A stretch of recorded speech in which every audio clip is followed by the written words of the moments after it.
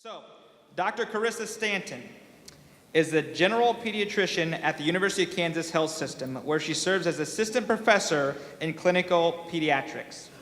Her training in dietetics and integrative medicine taught her to recognize the significant influence the environment can have on wellness. Her passion is protecting the well-being of children and their families from harmful environmental impacts. She strives to be a voice for the innocent, whose happiness and health is at risk for the profit and greed of a few.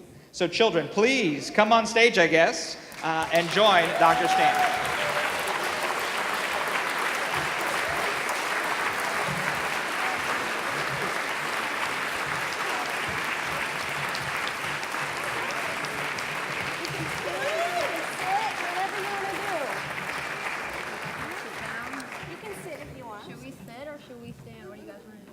This is our future. You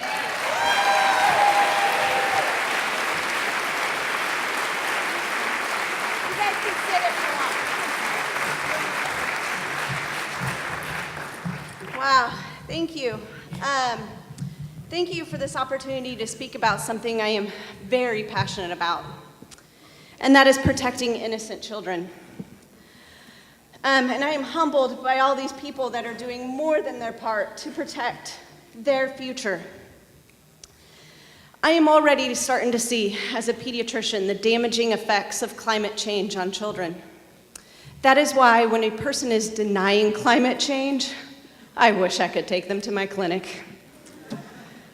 To see my 9-year-old patient that came in February, she was struggling so hard to breathe, she could barely talk.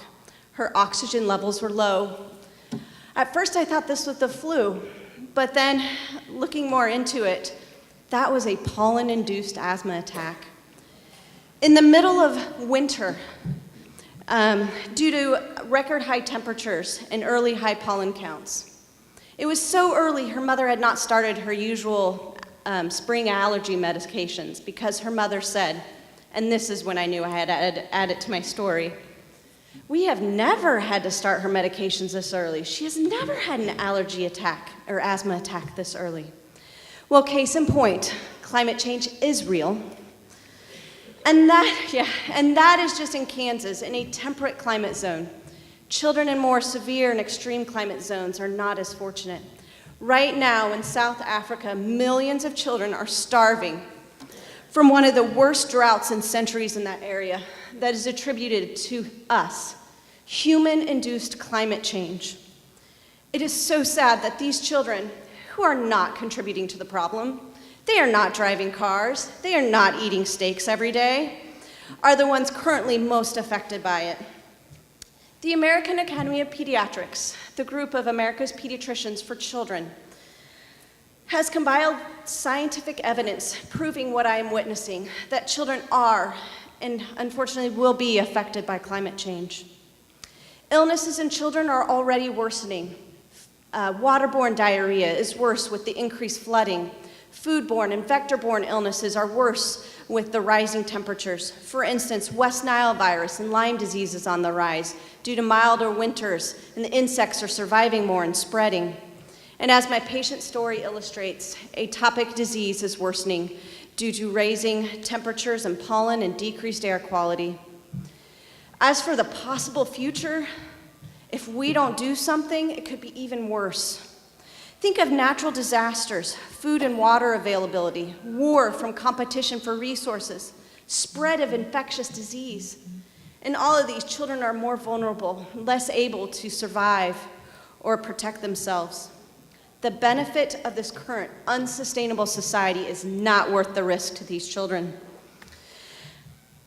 The definition of sustainability is the use of resources by this generation to ensure that they will also be able to meet their needs. Right? For the sake of this generation, we have to improve our sustainability. Right?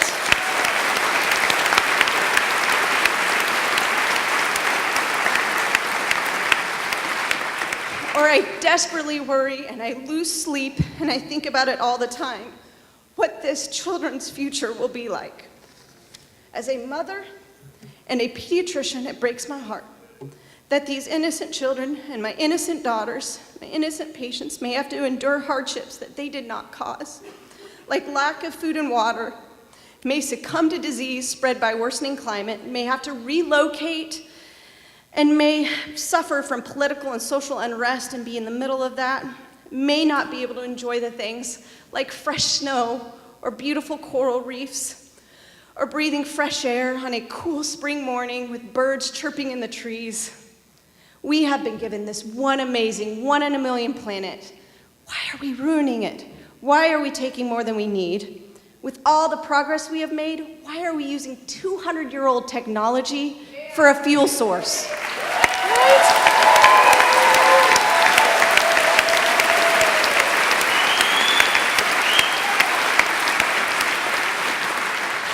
That we now know is ruining our planet and their future. Scientific predictions say we are currently at a tipping point to prevent possible catastrophic damage. Actions made in the next 10 years, can determine their future, have a profound effect on humans' health and happiness for the next century and beyond. There is hope. And my daughter, she gives me hope every day. She's our mindful one. She found out that consuming less animals was the best way to reduce your carbon input.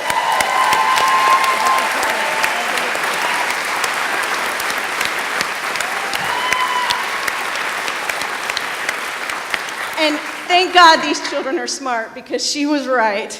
So now we eat plant-based, vegetarian.